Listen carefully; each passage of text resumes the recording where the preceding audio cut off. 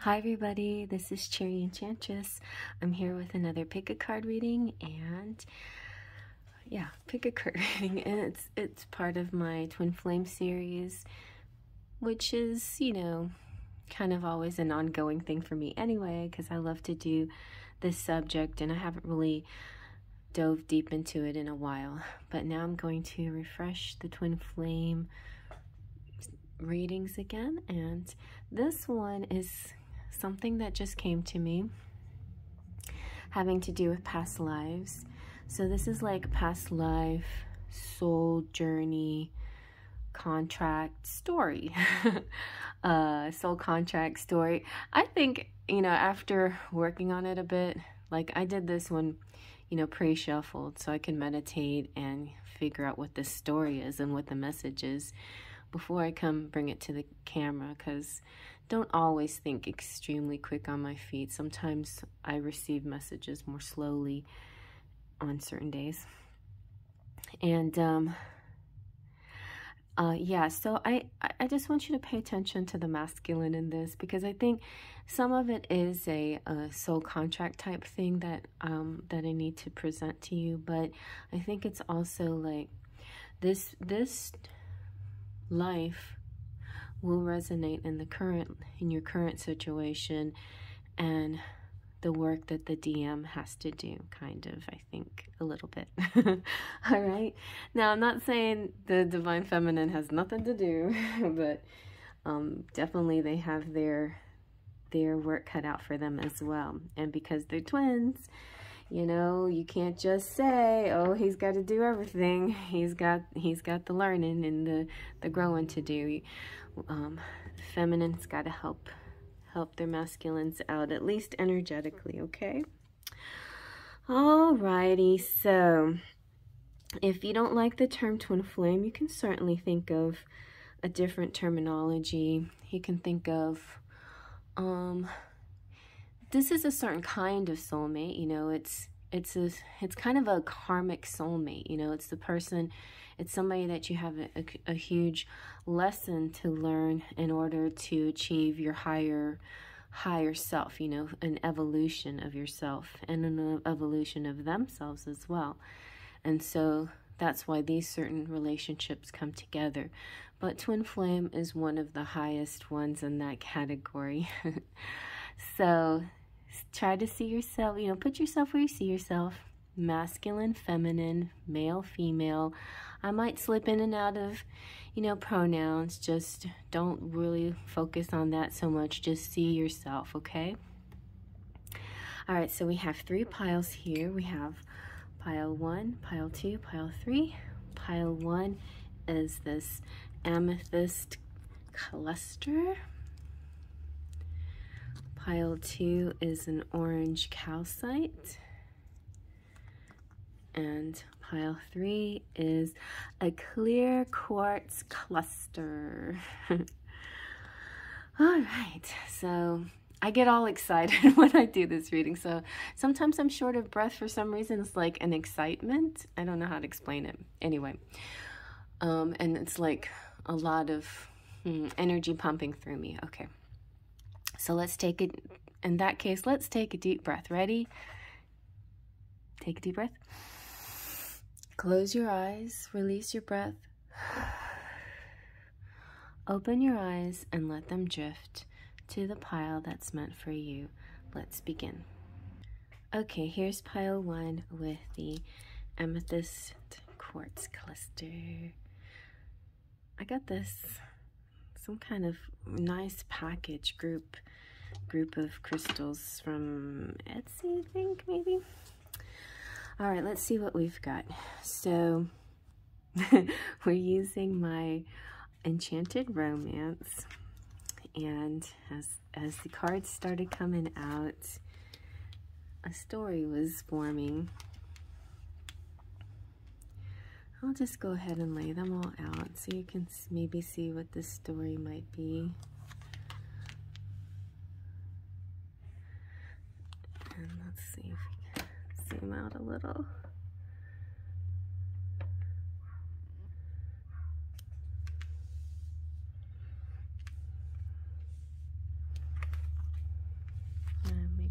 back over this way. Maybe Mr. Candle needs to go over there a little bit more. I was liking my, okay, that's good. That's good. And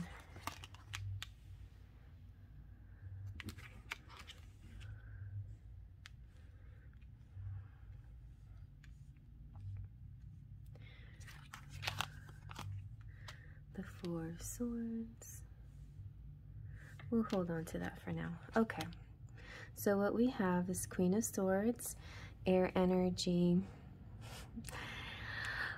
Queen of Eyes Closed, Queen of, she's kind of have a superiority attitude.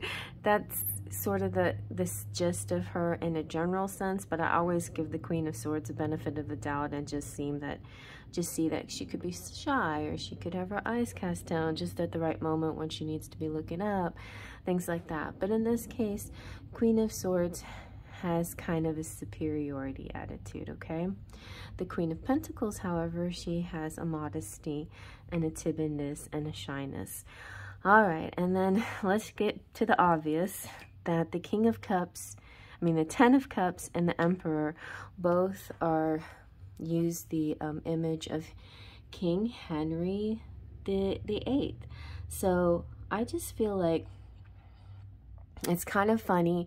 I mean, I didn't do it completely intentionally. Honestly, when I was creating this deck, it was a kind of a challenge to find kings and queens, you know, and portraits. I mean, you have to find 72 cards, and I was doing really good at, you know, when I got such a majority, I thought, I can do a whole deck. Sure, I can. But, you know, so you know, in part, it was because of shortages of kings and queens and that sort. But King Henry VIII had such really interesting pictures and artwork done by him. And I really like, I mean, I know he wasn't the nicest king, and he has a really interesting story. And I don't know if you've ever, you know, followed his story, but certainly he did wrong with his wives. But he was kind of a very slender, athletic man, actually, when he was in his 20s, I guess. He played, like, tennis, I think it was, or some kind of crazy, you know, extreme ping pong or something, some kind of sport like that, where he was sometimes playing against someone, and maybe he was hitting a ball against a wall, things like that, like the, you know, the 1500s version of that. And anyway, so King Henry sort of appealed to me, his story, and he has gone through depression and anxiety and things like that made things in his life change. And certainly, you know, acting out with his superiority and his, you know, having no boundaries at all was not good for him, right? Anyway, I'm not excusing his behavior. I'm just saying there's a little bit of a background story. All right, so his first wife was Catherine, and what, you know, what was very important in those days, and still is making a family and bearing children. And, you know, that's just what he wanted. And I don't think Catherine was too successful. So then comes along Anne Boleyn. I'm kind of gonna make this symbolize Anne Boleyn. Anne Boleyn was very pretty, and she was also unsuccessful giving him heirs, you know. And then comes along Jane Seymour. He did something really bad with Anne Boleyn just so he could marry Jane Seymour. But Jane Seymour was very timid and sweet and got along with him. And I feel like of all the wives he had, Jane Seymour was probably best suited for him. I think this is a time in his life where he felt the most joyful, and maybe things could have been better for him. But there was, you know, she didn't, in part, she didn't accept his advances because he was involved with Anne Anne Boleyn at the time, when he was starting to try to flirt with her and seduce her, entice her, and all of this.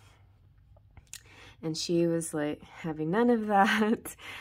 And she knew that if she could show him, he even tried to offer her money, she refused, you know, just all kinds of things. And she stayed her moral ground, which I think impressed him too.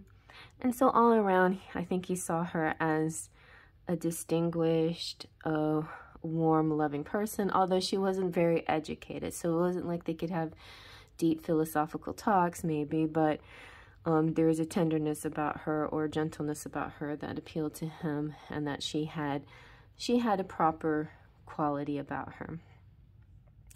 So she was able to conceive, and she actually gave him the son that he was looking for, but she died. She died having the child. So this kind of, to me, depicts, you know, bed rest, illness. And normally Four of Swords to me isn't, it's a positive thing. It's just rest and meditation. But I feel like this turned into, you know, a permanent slumber, you know, for her. And it was really sad for the king. She had a boy. It was really sad for the king, the emperor, the king, King Henry. And that also, I think, also aided to his just really messing it up with the other wives, because of all the wives, he valued this one. He loved her the most. He favored her. No one else could compare. She was the only wife that had a beautiful burial, funeral ceremony and everything, and she was buried next to him. Well, he was buried next to her anyway.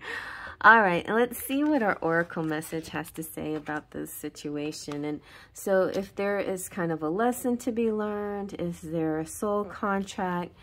I think definitely the masculine here, if they resonate at all with King Henry, it has to do with,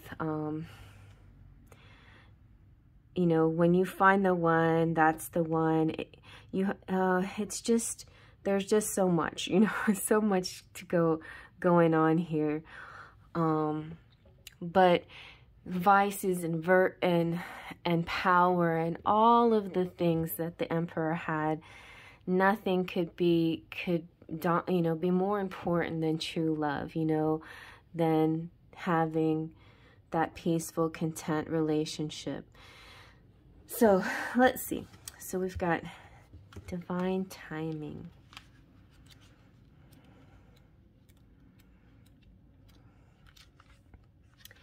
So, portrayed on a fantasy landscape of clouds and falling stars, the mysterious hand of fate writes scripture into the ether, as if recording the karmic destiny of a soul's earthly sojourn. The rickety clock marks the man-made passage of time. The swing of the heavy pendulum defines a world of opposites, night and day, before and after, spring and autumn. The tick-tock of restrictions created by the constraints of worldly time. An angel leans nonchalantly against the clock, awaiting her next assignment, while two dragonflies hover overhead. In shamanic cultures, the dragonfly, I've been given the message that the dragonfly is a symbol for me a few times. Anyway, the dragonfly hover overhead. In shamanic culture, the dragonfly is revered for many reasons. Drawn to lakes and flowing water, this powerful totem represents the unconscious mind in the realm of dreams. The appearance of the divine timing card invites you to align with your intuitive nature while being patient and flexible. And things may happen at different pace than anticipated, or opportunities may spontaneously arise. So be ready for synchronous happenings and unexpected blessings, and sudden endings or sudden beginnings.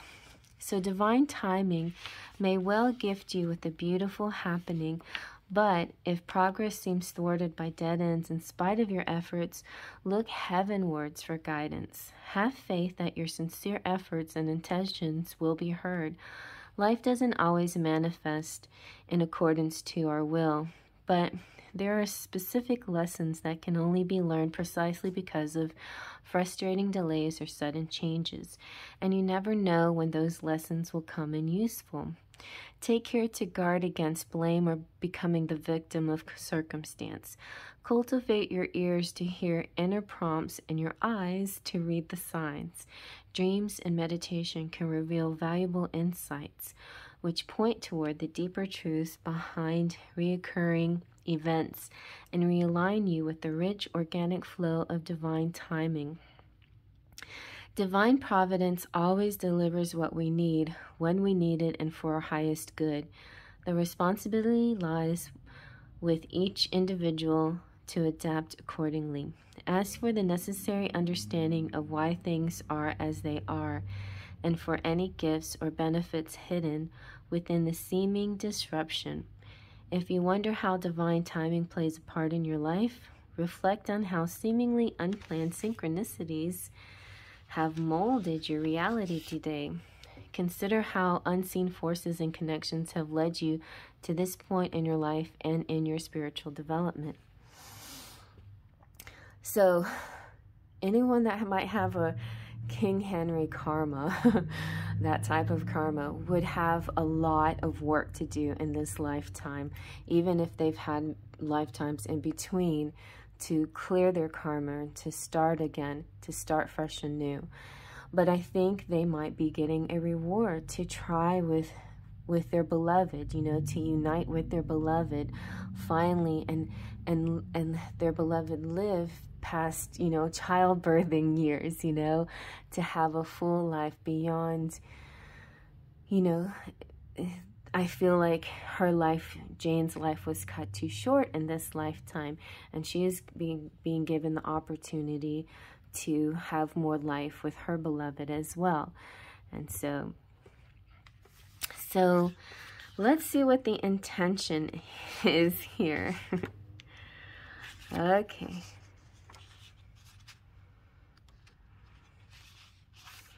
So this is I like this because I have this image in my deck.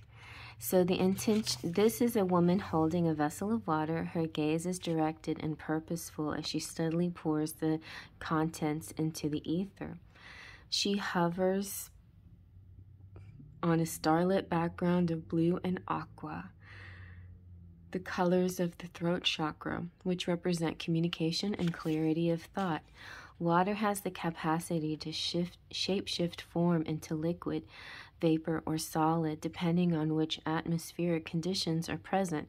Just as the atmosphere shapes the form of water, so too the power of intention activates and shapes your reality. Indeed, all creation is driven by the power of intention. So drawing this card is telling you to contemplate your aims and intentions and be clear that they accurately reflect your feelings and thoughts and spiritual aspirations. You know, you're not just reacting out of anger or frustration, that the things that you're thinking about clearly represent what you truly want, you know? So think deeply as to whether they are honorable and worthwhile. Reach for your highest potential. Events may not always manifest as you wish, but the purity of your intent will be recognized and accounted for in accordance with the laws of cause and effect. As written in the King James Bible, as you sow, so shall you reap. So that's a very karmic message too. So may the harvest of your wise intentions be bountiful. So be very mindful of what you wish within this lifetime, what your intentions are and how you manifest it, because it can totally come to you. So let's see what your charms have to say. I feel like there's quite a journey here, quite a lot of patience to But I feel like there's going to be a fulfillment, a true fulfillment of your destiny.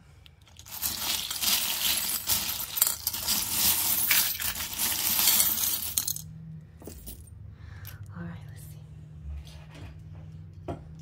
So, oh, you got name, you got weak, you got reach, you got idea, you got sure, you got the little strange guy with the strange markings. That I call that tattoos or vitiligo or some kind of strange condition. Could be a giraffe too. There's one in there that doesn't look like a giraffe or zebra, so, but that one does look a little more like a giraffe. Tall and beautiful. Then you've got 3 wishes coming up, so use them wisely. That's the trickiest part of wishes, is messing around with your wishes and not using them the right way, you know, for the best intention, the benefit, you know, the best benefit. You've got California and China and, ooh, the lucky frog and the missing piece. And 8 can represent an 8th day of the month. It can also represent, oh, look, you got fairy dust. 8 can also, oh, and you got D. 8 as in August. You've got, this one is Operation Lifesaver. I feel like this is really deep. Like, you might be in somebody's life to save their life, you know. Oh, August 20th. Okay. There could be a date here. And starfish, there's hope.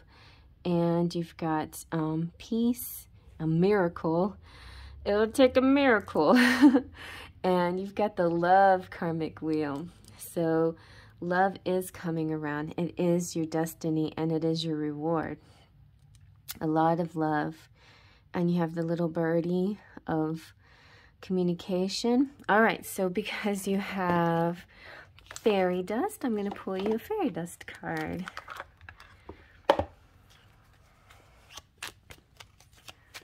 Let's see. Oh, you got butterflies. Wherever you see a butterfly flutter through the grass, it's to remind you of the love of those who've passed. Oh, like a past life. And travel, of all the things you can do, travel is in the cards for you. So a meeting place with the Eiffel Tower, that could represent something French, even. It could represent, sometimes I see it as like an amusement park or a place that has a big monument, you know. It could be Disneyland in California. All right, let's get a few Scrabble too. You guys are getting the special treatment here.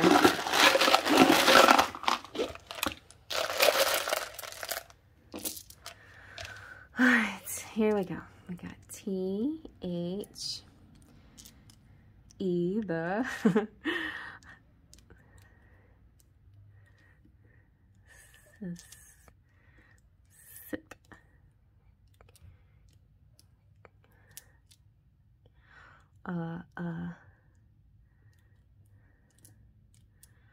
risk.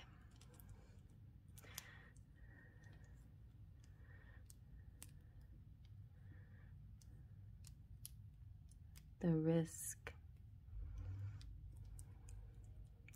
Also, I see crisp.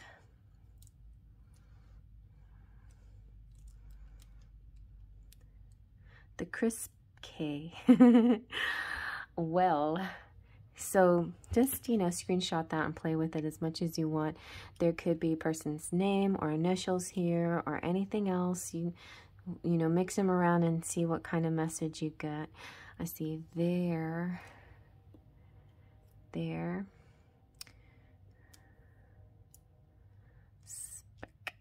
Spec. I don't know. What's the spec? Some kind of speck. That's spec. Okay, there we go.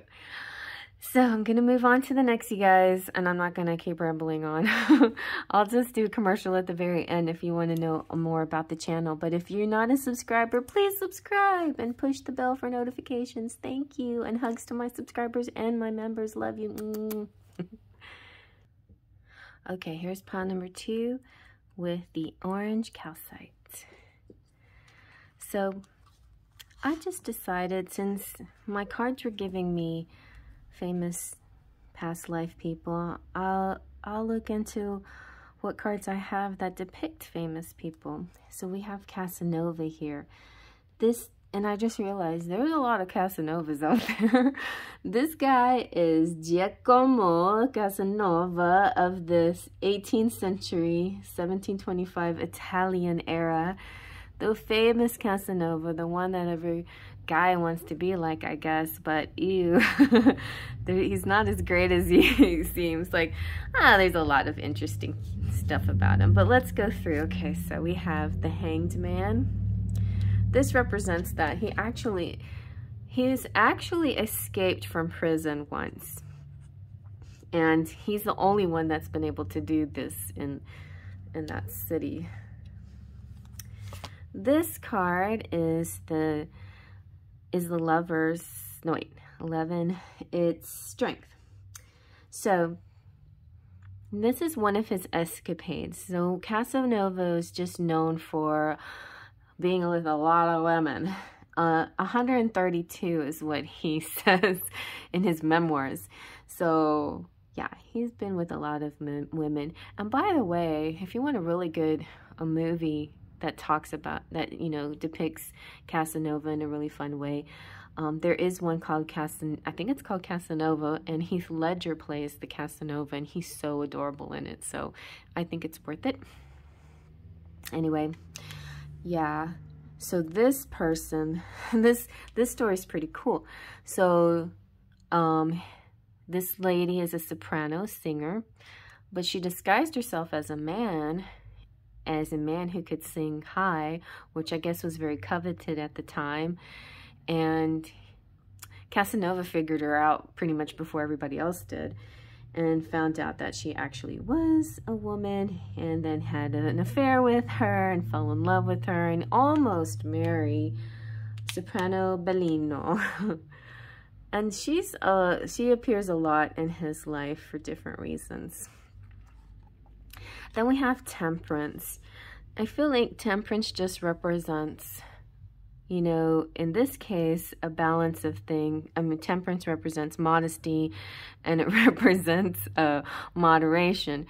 But in this case, Temperance is almost the opposite. It's like the lack of modesty and moderation.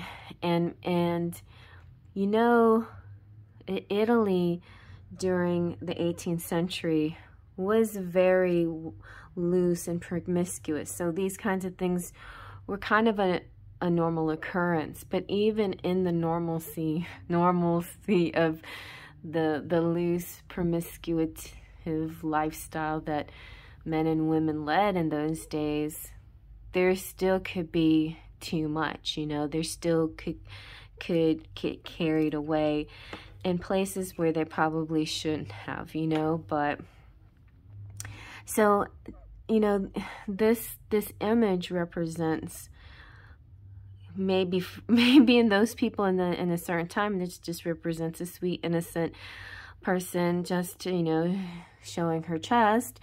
But others, you know, like in our time, maybe it would be considered a little bit different, a little bit over the top, you know, so, pardon the pun, but, you know, like just a little bit too much display, okay, to feel comfortable. But there's still beaches in different parts of the world where women go topless and things like that. Things that don't feel culturally right to us, because we have still a bit of the, you know, I don't know, the English prudish nature that we have in our society. Whatever. I mean, I'm not saying one's more right than the other. I'm just saying it's totally different perspectives. So Casanova, like, really didn't necessarily see himself as being in the wrong most of the time, and he did appreciate the woman's form for sure, on all ages. All right, so then we've got the Chariot, which represents running and getting away from stuff. So there was a lot of running and chasing in his life. So I think too, Temperance might represent the next girl he fell for, who is very similar to Bellino, and he called her Henrietta, because when he found her, she also was dressed as a boy. She was running, okay? She was trying to escape something, and she was disguised as a boy, and so that, I guess, seemed to appeal to him. He was like, wow, you know, I think in part it was because she was extremely intelligent. And, you know, women were only perceived, and still sometimes only perceived, for one thing. And like, you can't have a decent conversation with a woman, an intelligent conversation. And this was intriguing to him, that he could talk to her as an equal. Same with Bellino, you know, like, I think I definitely sense, now he is an Aries, but I definitely sense that he had definitely air, like he was a sapiosexual too, like he was an everything sexual, like he really liked his mind stimulated as well. I think he also liked the art of the chase, which is very normal for Aries to want to chase after something, especially if it's something valuable, you know, something wonderful. And so these two particular women stood out among all the others that he had affairs with, because they were they had the whole package. So when Henrietta came into his life, you know, he kind of helped her escape, and he fell in love with her, and they had a lovely time. they you know, they hung out together. They both felt same, but nothing happened. Like, they didn't have any children, and they didn't get married. He did have children with different lovers here and there, but, you know, never with like a true love kind of situation. And so, you know, Casanova also is one that has some karma, right? He did some really nasty things. Let's put it that way. I mean, beyond the culture, beyond what was considered norm for those times, he took the boundaries too far, and it was wrong, basically, you know. And I think, you know, in his whatever lives he had after this one, he's had to atone for it. Like, if he's been reincarnated into this world, he could be still atoning for that.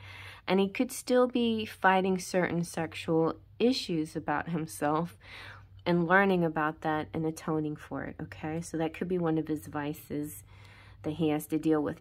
Also, Casanova was kind of a big gambler, but he had a lot of good qualities too. He was known as sort of a heroic type, and he helped people a lot, you know. So anyway, so Henrietta dumped him pretty much. I mean, I don't know, like, she always had sort of a superior attitude towards him too. Like, maybe it wasn't that. Maybe she just knew him too well, that he couldn't settle, that he just wanted to experience too much, and he couldn't be just with her, because she was also very open-minded. She liked trying lots of different things. She didn't want to pin him down either. Like, it kind of felt against her code as well. And so I guess she just left him to continue his story, so she could find maybe just a regular guy that she wouldn't have to not worry about. But like, I just feel like she did this for Casanova's benefit, but really she should have tried to help convert him a little bit, because between the two of them, they could have experimented together instead of him finding something different in every different woman. You know what I'm saying? And so I feel like maybe that Henrietta and Casanova could be reincarnated in this lifetime to establish a more balanced relationship, where they can still have their beautiful fun and experiment and whatever.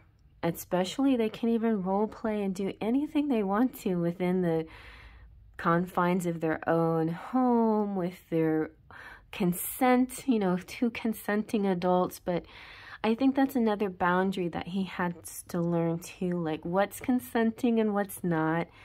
And her boundaries too, what's giving too much and what's setting certain boundaries. So that's what they might be doing in this lifetime and really figuring out their boundaries. But anyway, the Six of Cups is just his nostalgia for her. Like, he never stopped thinking about her, even when she left him and went on her own way and he did his own thing. He kept thinking about her all the time. She was like the top for him. And so the last 12 years of his life, he wrote his memoirs, and that he really did say a lot about how he felt about Henrietta. He also said a lot about his escapades and how he looked at them and, you know, his philosophy on it. And it just, there's some good in his feelings and some really just not right. You know, they're just some things that he believed in that were really wrong. And I think maybe he's going to have a chance to really learn about that, you know, from this is, you know, 18th century. So it's very likely that Casanova didn't have any other lifetimes between this one and the one now. Like, I don't know if this is true or not, but I feel like people reincarnate about every 200 years or so, something like that, like a significant lifetime. I think there could be possibilities where you have like a really short-lived lifetime here and there, but I think in general, I think we reincarnate about once every 200 years, something like that, more or less, you know. Like, I think that's a very loose theory, loose idea, but it sort of makes sense to me anyway. So that would make sense in this case for sure. All right, so let's see what the oracle. I have made a new oracle that I called the Fragronard Oracle, with artwork by Fragronard. Jean-Henri Fragronard. So we have the Chase and Swing. Let's look at Swing. It's kind of fun. So it's very flirty. Oh my god, it's too flirty. All right, so she's swinging. There's people. It's like, it's kind of got this public park feeling, like PDA, carefree, and she's looking at him. She's seeing his reaction. She's tossing her shoe up in the air, but while she does it, it's giving him a good view of some leg and maybe more if he's lucky.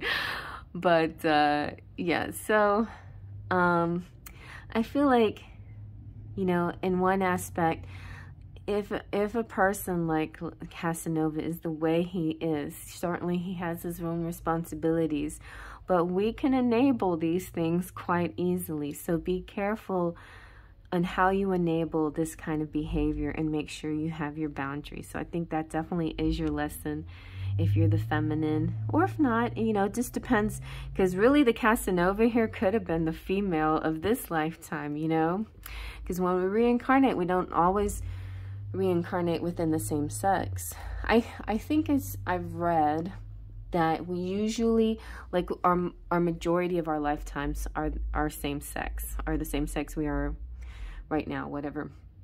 Like maybe 80 to 90% will be females if we're females now. But we will have that one or two experiences, a masculine or a male.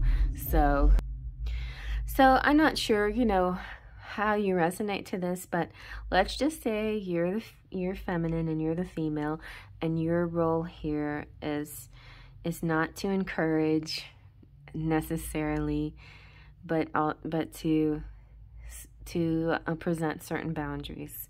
And then we have the Chase. So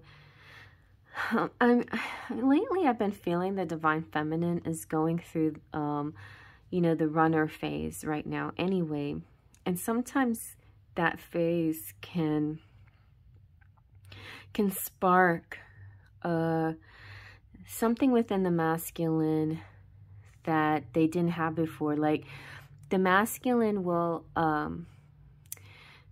maybe like a King Henry masculine has this thing, like everything comes to him with no effort. He can have anything he wants. He has the ultimate power.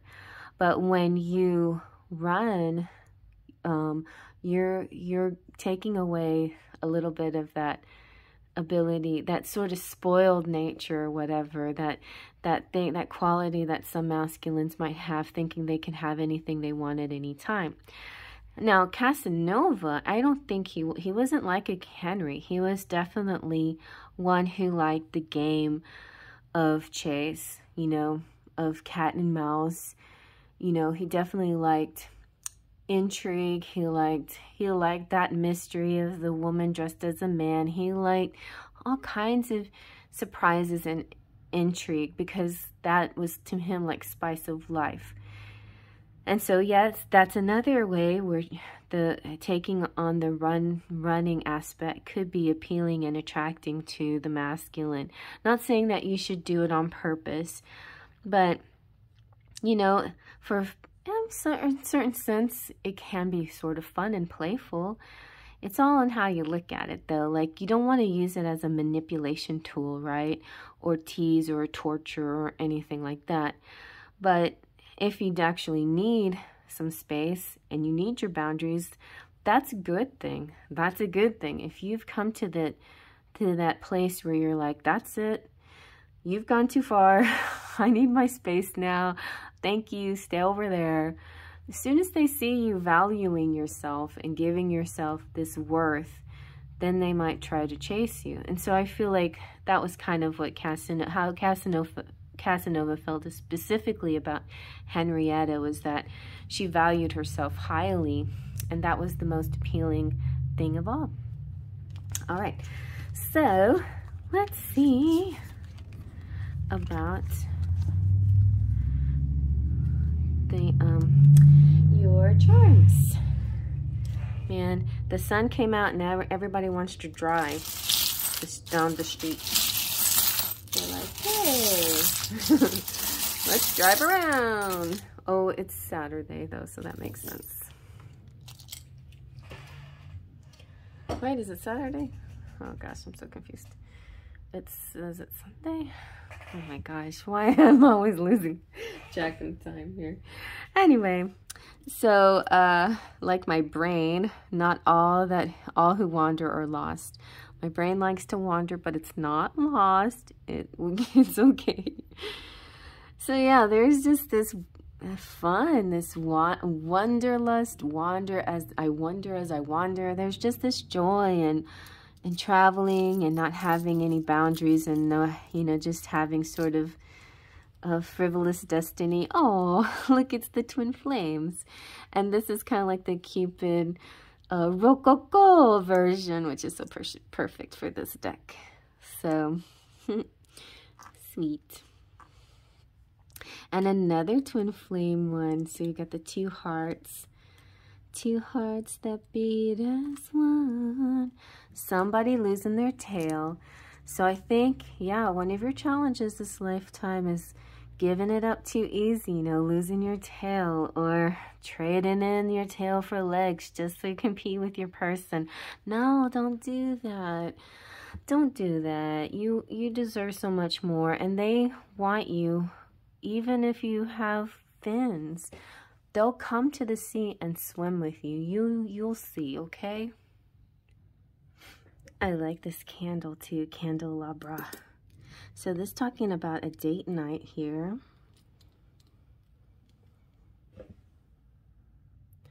Also just noticed Flounder is here, like he's gonna help Ariel so she doesn't give away her tail. Or he's gonna say like, Ariel, I found your tail. You don't need to give it away. All right, we got sweet, happy, sure, world, cool. You have the Junior Achievement Award here. This is cute. You've got Forever. You got another angel, well, fairy angel helping you. You got the, what's this? Oh yeah, music and ship, so some traveling, could be some long distance. And a microphone could be some singing or public speaking or vlogging or podcasts and things like that. We got the handcuffs, and I did mention sort of an after hours role play stuff, so maybe something that you guys will experience or have experienced. It could be still at the looking at pictures of each other phase here. So the camera, I see the camera as kind of our cell phones, because our cell phones are cameras and we take pictures, but we also, you know, take selfies and share pictures. But this could very well be somebody who is a photographer, and we have as a profession we have the wise owl, so intellectual communication. So these are some themes carrying over, you know, the enjoying having a nice philosophical intellectual communication. All right, so we've got the compass. So go, go, go. Faster, faster. You know, there was a police that stopped down my street earlier today. Nobody is going that fast, but they pulled somebody over. They never catch the really fast people. Anywho, so something about what you have to do next has to do with a certain direction, and it also could be representing for you to follow your true north. Okay, you got this time, so maybe you weren't able to have kids together, but this lifetime you might be able to have children together. And you have the bunny here, yeah, more baby making, and then the elephant of nostalgia and remembrance. Like, something so familiar about this story. I feel like it resonates with me a little bit, you know. Then we have some dates like 25th or 30th of some month. And look at the little amethyst butterfly. This was a earring that my daughter used to wear. And then we have the snowflake, which represents one, you know, no two snowflakes are alike, one of a kind, very special, unique person. I didn't mention that the bird represents communication. So two types of communication. We have like small talk, chit chat, DMs, texting, and then we have deep talks, you know. And the pentacles times 1,000, you know, this diamond cluster represents your personality, your beauty.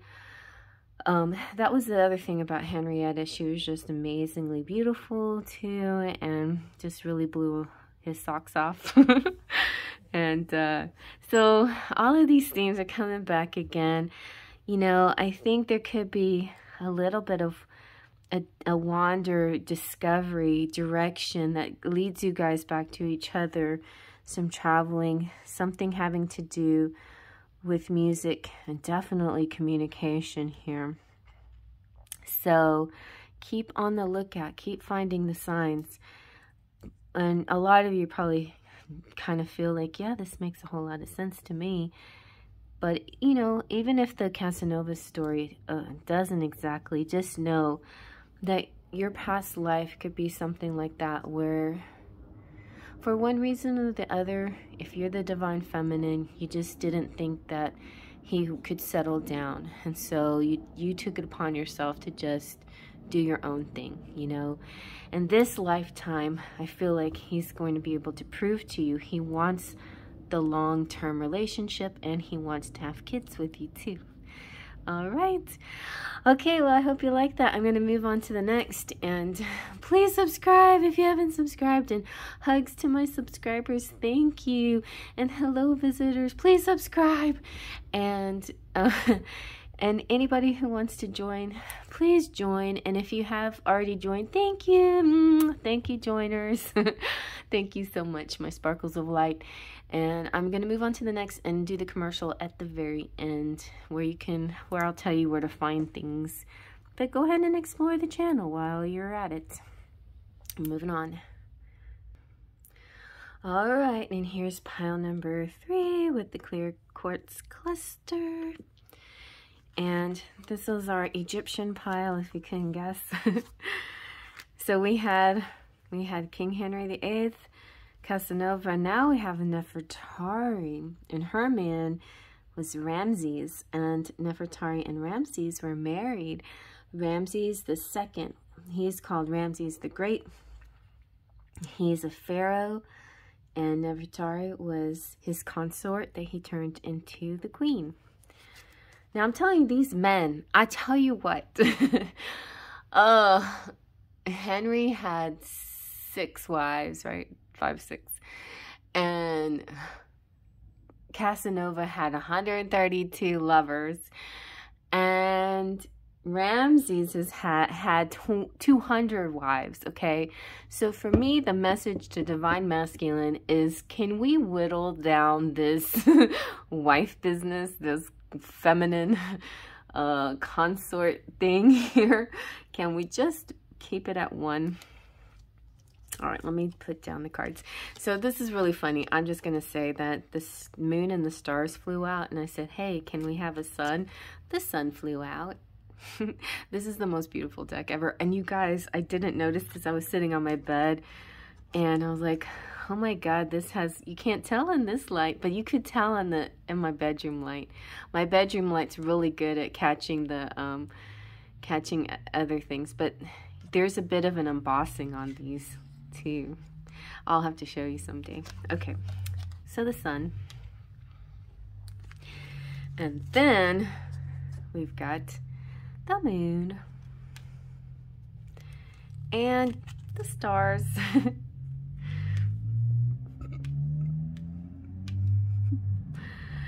And okay, and the lovers. Oh my God, they're so sweet. All right, I'm gonna stop there and tell you a little story. So Ramses the Great, he loved his wife so much. She was his true love. Nefertari, he had a lot of wives, but Nefertari was his true love, okay? And actually, her name means beautiful companion.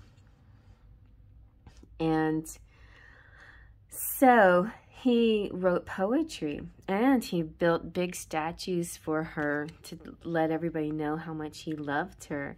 So that, like, 2 love languages, that's great. Like, he had words of affirmation and service, acts of service, and gifts, you know. It's like, so one of his poems, he wrote this. I think on one of the statues he wrote, "My love is unique. No one can rival her, for she is the most beautiful woman alive. Just by passing, she has stolen away my heart." Ramses. Aw, that's so sweet. You shouldn't have. So I'm pretty sure he probably called her my moon, my sun, and my stars, since they came out like this. And I don't think they really mean anything else except endearments and sort of the glory of his life with her. I love how the moon has the two like the dark light and the dark, and you know, the pyramids, the temples, and the light and the dark dogs. I feel like they were definitely yin-yang to each other. They were sun, moon, yin-yang qualities and energy. And, you know, with the star, they just had it all.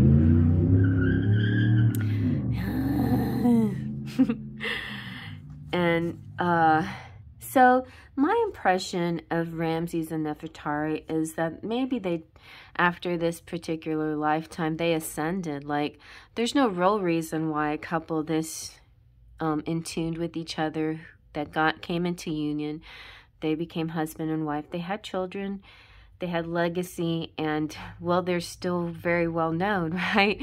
They had amazing legacy. But there is a possibility that they might have returned within this lifetime, within our century, to just as a reward, as a way to be together again. Because Nefertari, she died a little bit young. She did get sick. She didn't have a really super long life. It was a fairly good life considering for those times. But she was kind of on, see, we have another Four of Swords. And this one's interesting because she's kind of like upset a little bit. Like, oh, you know, she just didn't want it to be so soon. And because she wasn't feeling so great, she had her daughter take over her duties, most of her duties. So yeah, she just, so it's kind of a sad ending for her.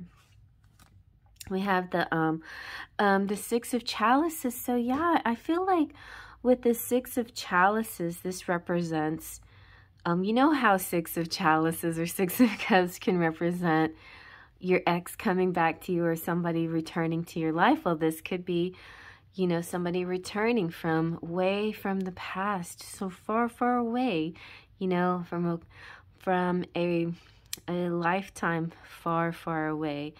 But this could be a return back into your consciousness, into your existence. Maybe not physical, but maybe, yeah, you know. Because look, we have the calf, the fatted calf. Well, wands represents like sex and fire and passion and flames and the phallic symbols. And so I feel like you might be coming into a reward lifetime with a divine masculine that you can just have more fun with, explore more, be happy. His only thing he may have to focus on is you, and your only thing you'll have to focus on is him. And I just feel like, you know how twin flames have so many challenges to go through before they can finally get to their union. I feel like you're not going to be dealing with as many challenges as some other people do. Like, your situation will be a little bit, it will be a little bit smoother, a little bit easier, not quite as many challenges, or even any at all. Like, I feel like you fulfilled your karma, or you'll fulfill your karma, whatever you have left to deal with, if you have anything, because I feel like that you've done that already. And unless you built up, you might have built up some karma between Egypt, which is this Nefertari Ramses is 1255 BC. So it's possible between 1255 BC and, you know, the 2000s, or whenever you're born, the 21st century, that you could have, you know, you could have done something that you need to atone for. But I generally feel like when you guys are going to already kind of be completely fine, and when you meet each other, it'll be super easy. Like, you won't have, this is going to feel more like, you know, like most soulmates feel, like that easy companionship where you don't have to try so hard. You know, well, twin flames feel like that initially, and then, you know, the thing happens that makes you realize, oh, dang, you know, I've got to go on a growth journey here, you know. So you won't feel that feeling when you meet. If you've already, I think a lot of you have already met. Maybe some of you who picked this pile are already married, already boyfriend and girlfriend, whatever. Maybe you're with a person that you call your soulmate, and you don't even know that you're twin flames, and because it's just so chill and it's been so easy, you know. So I just think you're in a reward life right now, you know. So you might have a lot of clues that you have some Egyptian, not heritage per se, because this is you, you know, this is like some Egyptian attractions and signs and symbols and things, you know. Look at your feet too, because if your feet go up into a point, that means you have Egyptian in you, you know, things like that. But yeah, I think you're definitely just, you feel drawn. If you pick this pile, for sure you feel drawn to the Egyptian stuff. Maybe if you you might not have known that this was Egyptian, but it kind of looks that way. Anyway, let's see what okay, so we're gonna take a look at a couple of other guys here. So we have Anubis and Ra. So Anubis is protection and Ra is power. So, you know, with great power comes great responsibility. And so that might be something that you both have in this lifetime, is great power, and in a way, and a need to have to balance that power with being, you know, intent on being responsible for yourself, for each other, and for people that you affect and you touch. Because you know, you could very well be like a twin flame couple that, you know, talks to people about what it takes to be a twin flame, or, you know, how to deal with twin flame relationships and things like that. So with this knowledge and with this quest that you're undertaking, then it just means you have a lot of responsibilities. Okay, so Anubis, perfection. Let's just talk about Anubis a little bit. So so just know that you're loved no matter what happens.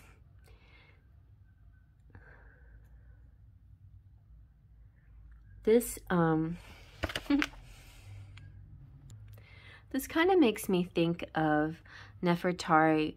Nefertari, probably like all the feminines in each pile, had a very honorable funeral and, you know, burial.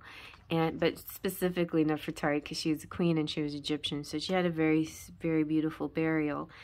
And sometimes we may fear the burial and then, of course, death, but the burial rites have a lot to, like, the rest in peace theory, you know, like, it's important to be able to be buried honorably with good intentions. And I think Anubis is saying you, as Nefertari, if you were Nefertari, were protected. And same with Ramses, you know, there is a definite code in the, you know, the Egyptian code.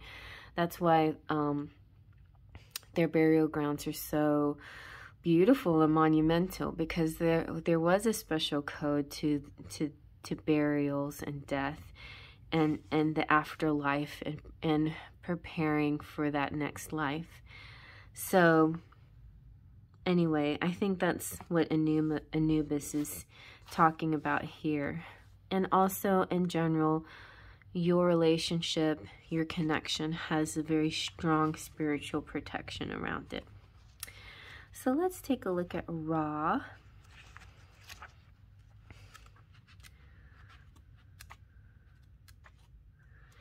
So Ra power. Know that you have power and it's real. This card is an invitation to be your most vital self and develop your power from the inside out. Ra is the embodiment of power, creative power, solar power, power and leadership, and physical power. So powerful was Ra within the Egyptian pantheon that his identity was often combined and fused with other gods' identities. Pharaohs were known as sons of Ra, as a reference to their omnipotence, and all considered Ra a father figure. Ra as a deity is an ancient one, but not until the 4th and 5th dynasties did his cult grow to become one of the most commanding. It was then that he inspired huge constructions, including temples, public spaces, pyramids, and tombs, most of them aligned to the cycles of the sun.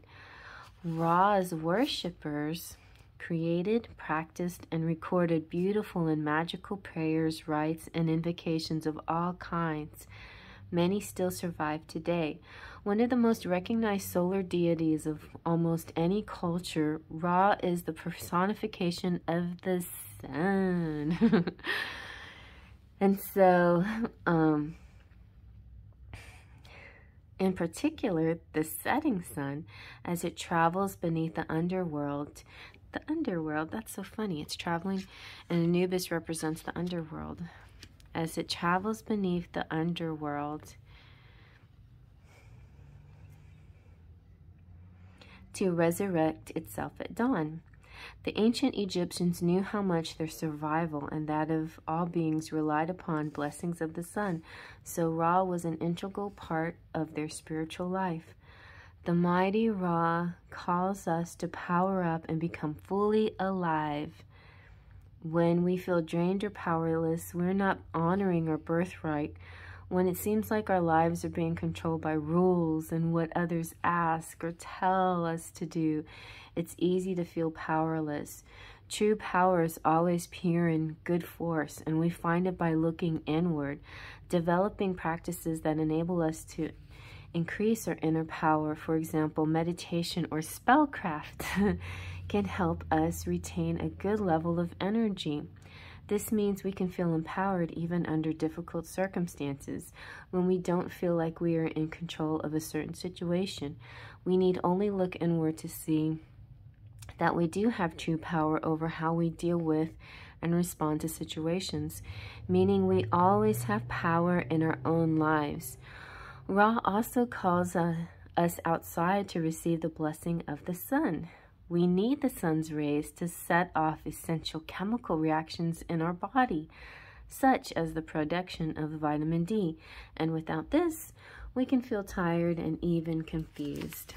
So maybe even though for a lot of you, you're dealing with cold weather still and still having, winter is difficult.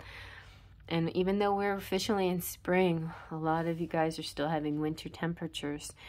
So don't let that keep you inside too much.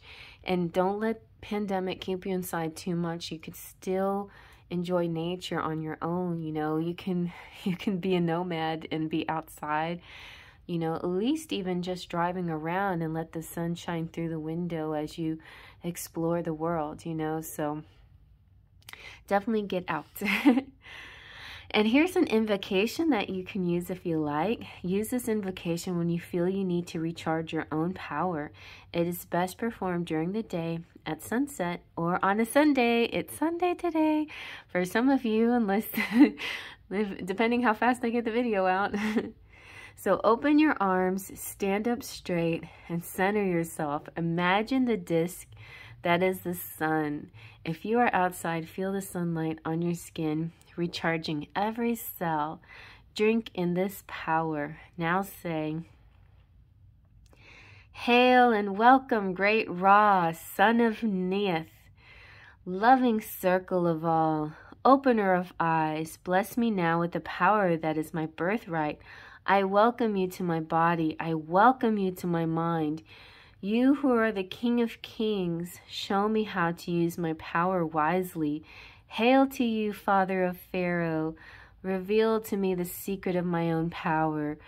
Burn away justly what is not needed as I take in your healing solar light." Enjoy the feeling of power as it rises in you. When you feel powerful, bow 3 times and express gratitude to Ra.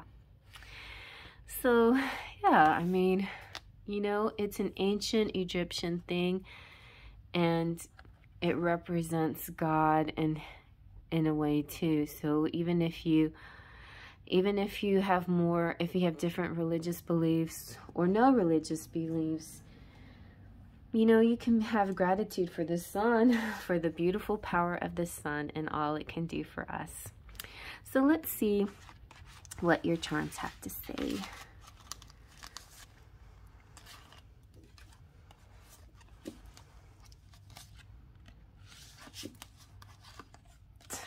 I got all these. I gotta get the little ones in the front. Okay. There we go. All right, let's see.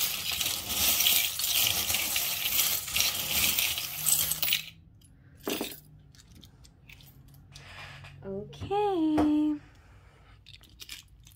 So this is kind of fun. We've got all these charms stuck on that one. But I feel like this is interesting. 1984. Maybe somebody was born 1984, or maybe this represents our century and that you've come into this century now as your reward life, you know. You're touring the world, you're spreading your wings. This is your reward life. Then we've got 18, something happening on the 18th. You got the sundial, the sun. The sundial is both clock and compass in a sense, and it's showing the number 2, 10, and 8. Whatever that means. Some specific timing for you. We have year to date, or your divine, or you decide, or maybe somebody's initials. You have star again, and the moon too. The moon, the sun, and the stars. You are definitely queen or the empress. Oh, the plane just flew over, so there's definitely some traveling happening soon for you. You have the wine cellar. No worries here. You have an abundance. It's like you have things stocked away, plenty of things in case of an emergency, or also things that are ripening, you know, that take time to, like fine wine. You could be working out in the sun, planting a garden, doing other kinds of work too. But to me, this is happy work. This is like good work.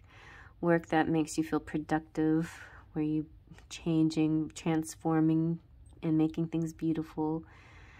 You've got babies coming. Maybe some babies coming. You got the pipe wrench. So fixing pipes. Could Ra please come to my house and fix my pipe? Thank you very much. And so the pipe wrench makes me think of so if you're fixing a pipe, pipe represents the place where water flows. Water represents love and emotions. So you're fixing to me communication of love and emotions. The pipeline, you know. Then we've got the flamingo. This is kind of like an unusual bird. This is an unusual person, and maybe feels very kind of aquarium, like have a different way of doing things, but they're balanced and they're intelligent, you know, so give them a chance. You could be moving in a house together, or, you know, fixing up your house, doing something cute. You could be taking a little vacation to like a little cottage or something like that, beach house. I feel like a celebration, opening one of those old wine bottles, taking a break from work, chilling out in the garden, drinking on some wine. This is like a leisure life, I don't know. You've got the monkey here. The monkey to me is like happy monkey, but could also represent the year of the monkey for some of you, Chinese zodiac. There's a deck where there's the monkey is just like, it's kind of like abundance galore. So it's like happy monkey, you know. You've got the, look, you see, you got the sun and the moon, the yin and the yang. You're just two peas in a pod. And California. And California is wine country, so some of you might be resonating with that. And all right, so maybe some of you are Christian, or maybe you just plain have a lot of faith, and you're very at peace and at peace with yourself.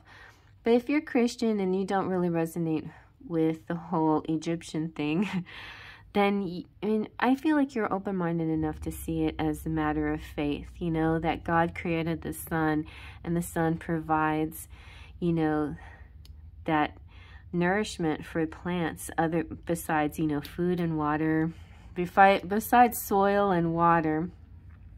The sun is very important, right?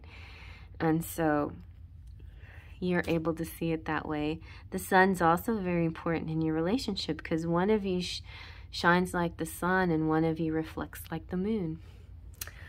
Okay, you guys, I think this one's so sweet. I want to have a reward life. All right, well, it still can happen. You know, I'm young still. Anyway, it's been a really good life. So far, so good. So it has been a reward life. And, you know, you're my sparkles of light, soul.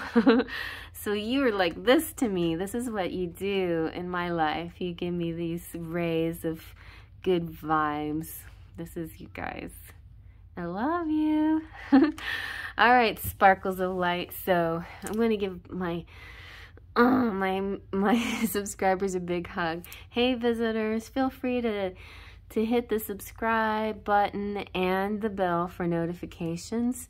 And if anybody wants to, hit the join button as well, and then you can become an official member. Also, while you're hitting things, right above there is the arrow. You hit that and it opens up the description box, and then that has all the links. I put my timestamps 2 places because I know it's frustrating if you can't find it in the box, or if you can't find it in the comment, go to the box. If you can't find it in the box, you go to the comments. Well, I put it in both places so you can have 2 choices. But if you want to hang out in the box and check out all the different links I have, go ahead and find me on TikTok and come visit me on Instagram and sing with me on Smule and stuff like that. And there's a lot of other tabs, you know, on my channel. Go to the playlist. If you want to see more twin flame stuff, I have a total twin flame playlist. I have lots of playlists, you know, you can choose from different themes that you might be interested in. Even tutorials and talks and books and all kinds of stuff in the playlist. So I do like pick a card's in my main deal, but I do throw in a bunch of other different things, you know, so you'll see that in the playlist. And then, yeah, you can even get some t-shirts from Teespring. So that's another thing that you can find in my different tabs. But finally, let me shout out my amazing members. These are people who just took that extra step of spending a little subscription money every month to be part of my channel officially. And then you choose a tier, and then with the tier you get some perks. So they also get readings that go with it. So